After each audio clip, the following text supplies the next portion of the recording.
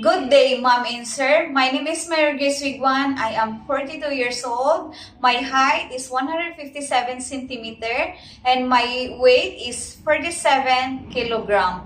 I am single. I don't have children and I don't take any medication and I don't have any tattoos in my body.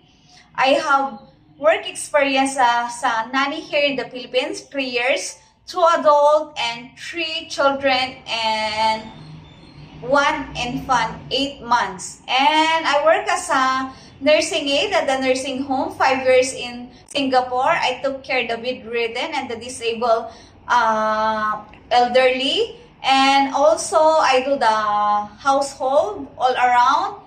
And I work also as a 2 years domestic helper in Hong Kong. I do household work and cleaning the car, 2 adult and 2 children, 8 years old and 12 years old.